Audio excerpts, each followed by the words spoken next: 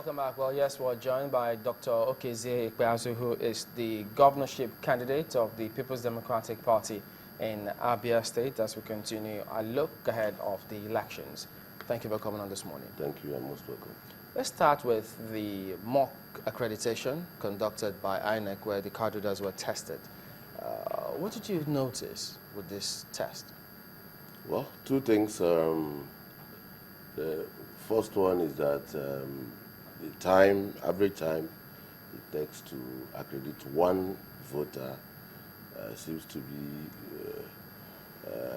a little bit high, and my voting unit, for instance, has 1,200 voters, and by that calculation it may take almost 2-3 hours to do that. And assuming that process starts by 9 and you count down 3 hours, you can imagine what we have if you have to replicate that everywhere,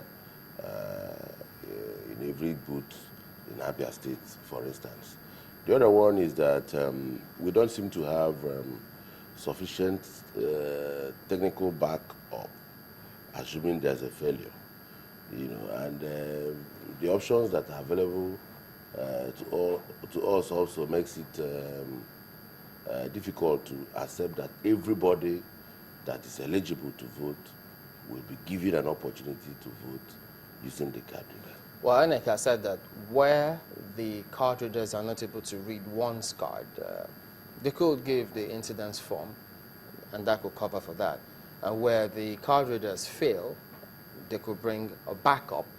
I think they have backups to the batteries. So how do you mean you don't have sufficient materials? For instance, if the card reader fails and you are asking somebody to administer a form that will now enable somebody to vote, look at a scenario in a booth. Because if you talk about it in a classroom or in a conference room or in the ambience of your office, it's easy. But people are desperate to vote, and to get them on queue in an orderly fashion is an issue. But somehow they wait there, and then the first person tries, the second person tries, the third person tries. They will come down on whosoever is presiding. One party will shout, "You've done something, you are planning something," and that is the kind of chaotic situation. So each time I will experience a voting process proper is that it must be seamless, it must be transparent, it must be open, it must go, and everybody will feel okay that at least nobody is trying to do something that is not straightforward. So it is that scenario that I have at the back of my mind when I said that it will be difficult to control the crowd in a situation where the card reader fails. If it fails on 4 or 5 people, you will have problem on your hands there. But anyway, I think I'm trying to get clarification on what you said. If it takes 2 to 3 hours, and you said in your polling unit you have about 1,200, yes. And if it takes 2 or 3 hours, even 4, that's okay to do accreditation for those number of persons. If it takes 4 hours, because accreditation is supposed to end, let's say, 12/1. Exactly. Then the actual voting can take place from that time. You start counting 3 hours from when, the people eventually arrive. There is apathy, generally. The people are never late. Sorry to interrupt you, sir, but the people are never late. Oftentimes, they are the ones who are there by 7 a.m. They are there oftentimes an hour before the elections are due to begin. That's what we've observed, covering elections. It's good to hear that we are that enthusiastic about voting in Nigeria. Oh, yes. I thought we had issues talking about I have seen apathy. From elections that we have covered, even single elections that have been, done by themselves in different states, what you find, the enthusiasm of the people has never been in question. It's about whether or not INEC has been able to meet up with logistics. When you have scattered elections, it's an entirely different ballgame than when you have a general elections covering 30-something states, all kinds of elections, same day. But nobody is afraid of card reader. But the truth is, simulate a typical Have you been in any, sorry to interrupt you, but have you been in any election where the people came late to the polls? Wow, I've been in politics for 14 years. I've been in politics for 14 years. You don't even know what it takes to get them out to vote. You know, people are apathetic, and people are not. Why are people apathetic? Well, you know, there's an issue in this country. Social mobilization is what we are not taking very seriously, and that is why policies fail here and there. You don't clamp infrastructure on people. You don't throw things at people, because social problems are more difficult to solve than engineering problems. If you have electricity issues, you can get a competent person to deal with it, and in minutes it's done. But if you have, even to mobilize members of your family. Do you think it's a problem peculiar to your side of town? Because at least from what I have seen, I've covered 2 elections now. I have not seen this apathy in terms of voter turnout. And you think Nigerians are sufficiently mobilized socially? Mobilized? How do you mean? Well, Do they need to give them money or what? no. Mobilized in the sense that the Nigerian populace must key into what is happening. They must be able to say to themselves, this thing is worth our time. From the outcry you've seen with this PVC distribution, where people were making noise about, I've not received my PVC, I'm yet to get it, and now INEC has had to extend for another 2 weeks. Does it suggest an apathy to you? Of course, initially, when you can watch the curve. Initially, people were not interested in picking their PVC. They are picking now because more sensitization, a lot of people, that's what I mean by mobilization. People are talking to each other, the media houses, the politicians, everybody is on the field trying to do everything to make sure that the PVCs they get out to the people. All right, let's move on to the non-violence campaign, because there's this talk that the opposition is being harassed by your party in this state, and so they're not allowed to go out and campaign and mobilize their people, as you've talked about mobilization. Is that the case?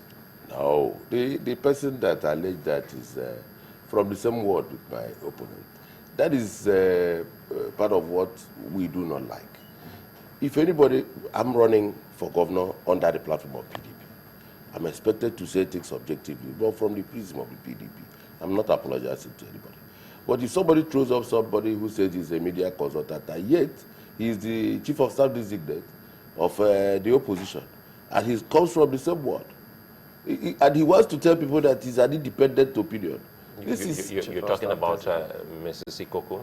Yes, for goodness sake. So there is nothing like stopping the opposition from campaigning. We have issue in Abia State. We've never had a case of one death on account of election or the process of election up till now. Not one injury too? Because you didn't talk of deaths, you spoke of injuries. No, I'm coming. This is run up to what I want to say. Injury, yes, because it's a process. When you have 2, 3, 4, 5,000 people in a rally, there could be injury. And if you have supporters, and then you can't control everybody, but you must have a policy that this is what we do not want. At times, those who complain the most are those who perpetrate violence. I was in Isukwato campaigning. And the funny thing about it is that I went to a school, and when my convoy left, some women went out to buy water or something. And Abga people descended on them. 3 buses. And broke the windscreen and whatever. But we took it in our stride. Of course, we laid the complaint in appropriate quarters. And I have a candidate, House of Representatives candidate, Darlent Kocha, who was attacked by gunmen. And when we complained also, the response from APGA was that it was a reprisal attack. Reprisal, that's the military whatever. I thought they said that he tells his supporters not to retaliate, even in the face of provocation. I'm telling you about a candidate that was returning from a meeting that was attacked.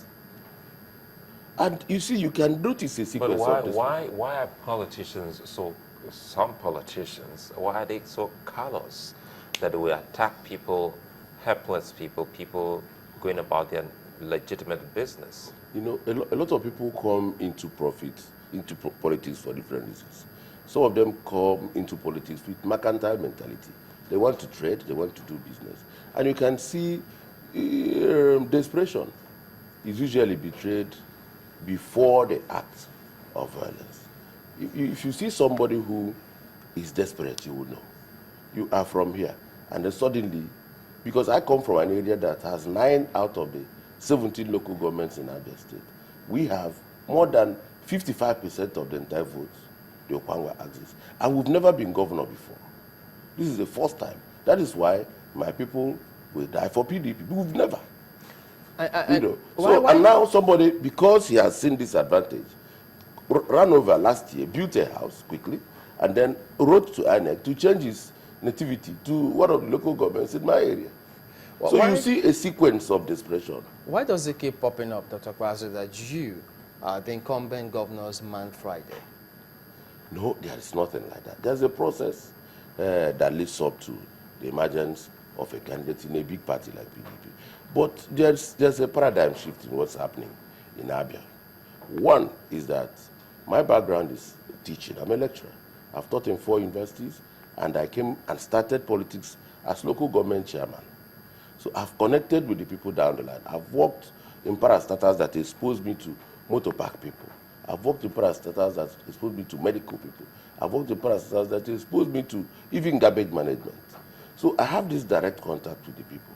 And I'm not Governor T.Orji's favorite, even as I worked under his cabinet.